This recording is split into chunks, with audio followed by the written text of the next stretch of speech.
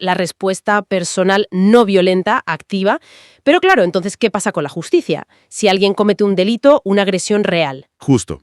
Ahí entra el otro pilar que mencionan las fuentes, el papel de las autoridades civiles. Ah, vale. Romanos 13, por ejemplo, las describe como servidores de Dios. Su función es impartir justicia, castigar al que hace el mal. O sea que... Desde esa perspectiva, denunciar un delito no sería tomarte la justicia por tu mano.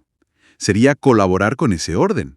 Un orden que, según estos textos, Dios ha establecido para proteger a la comunidad. nada de venganza personal. Y por otro, exigen justicia. Así que, a ver, nuestra misión hoy es desgranar un poco esta aparente tensión y entender cómo se propone actuar constructivamente frente al mal. Los textos arrancan bastante directos, con la idea de renunciar a la represalia, a la venganza directa.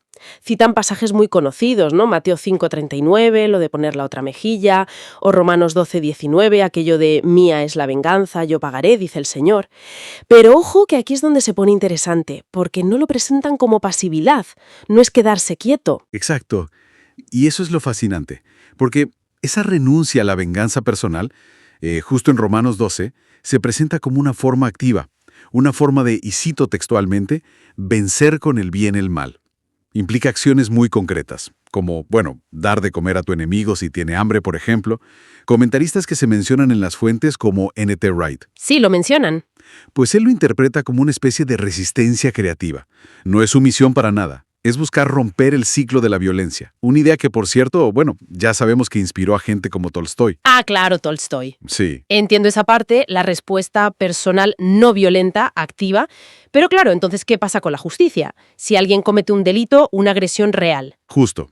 Ahí entra el otro pilar que mencionan las fuentes, el papel de las autoridades civiles. Ah, vale. Romanos 13, por ejemplo, las describe como servidores de Dios. Su función es impartir justicia, castigar al que hace el mal. O sea que... Desde esa perspectiva, denunciar un delito no sería tomarte la justicia por tu mano.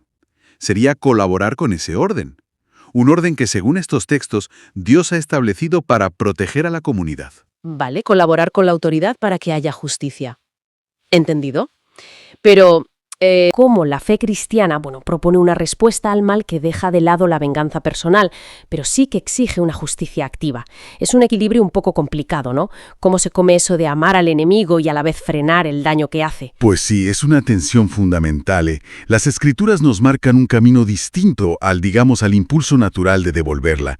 Hoy vamos a analizar eso. La renuncia a la venganza, ¿qué papel tienen las autoridades? ¿Y qué es eso de la resistencia constructiva? Perfecto, pues empecemos por ahí, por la renuncia a la venganza. El texto menciona Romanos 12:19. Mía es la venganza, yo pagaré, dice el Señor. Y también Mateo 5:39. No resistáis al que es malo. Así de primeras suena un poco a resignación, ¿no? A no hacer nada. ¿Qué va? Para nada. No es pasividad. Yo diría que es una estrategia bastante radical. Implica confiar en que, hay una justicia última, divina.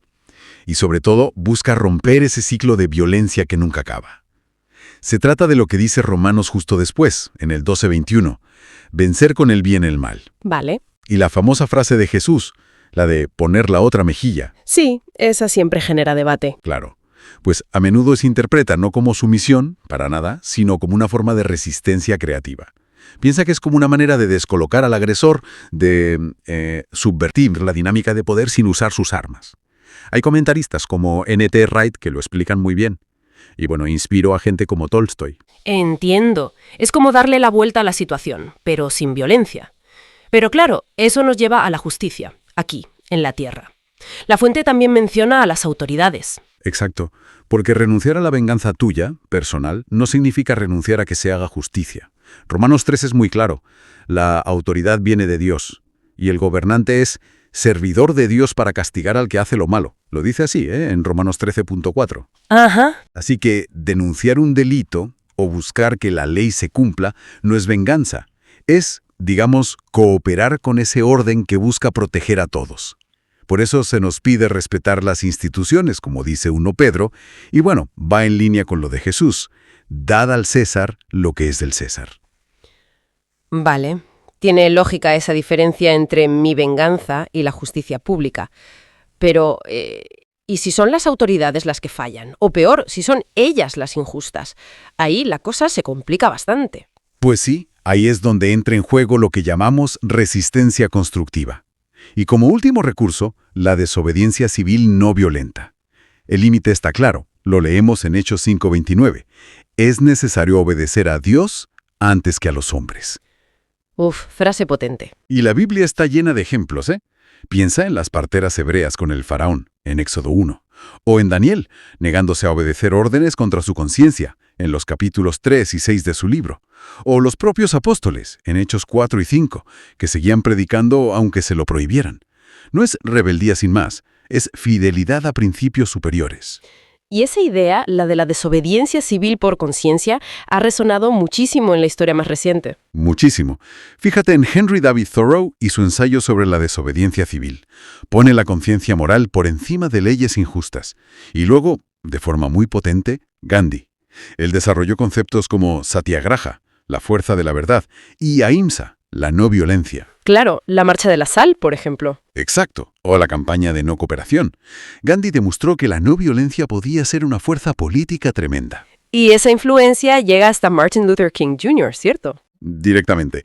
King estudió a Gandhi a fondo y adaptó esos principios a la lucha por los derechos civiles en Estados Unidos. Él definía la no violencia como amor en acción. Lo vimos en el boicot de autobuses de Montgomery. Más de un año duró. Impresionante. O en su famosa carta desde la cárcel de Birmingham. King mostró cómo enfrentar una injusticia sistémica con una resistencia organizada, disciplinada y sobre todo no violenta, basada en convicciones muy profundas, éticas y religiosas. Es un ejemplo clarísimo de cómo intentar vivir esa tensión, oponerse al mal, pero amando al enemigo. Entonces, si intentamos resumir, parece que la propuesta es un camino activo. O sea, renunciar a la venganza personal, sí. Usar los canales legales para buscar justicia, también. Y si estos fallan o se corrompen, pues estar dispuestos a resistir la injusticia. Pero de forma no violenta, priorizando la conciencia. No es nada pasivo, es más bien una acción valiente, basada en la fe. Exacto. Es un llamado a ser, podríamos decir, agentes de paz activa, usando medios coherentes con el fin, la justicia y la reconciliación. Y esto, claro, nos deja con una pregunta importante para darle vueltas, ¿no? En nuestro día a día, ante las injusticias que vemos, grandes o pequeñas, ¿cómo podemos llevar a la práctica estos principios? ¿Cómo traducir la resistencia no violenta y la búsqueda de justicia en acciones concretas? Y sobre todo, ¿cómo equilibramos nuestra conciencia individual con la responsabilidad que tenemos hacia la comunidad?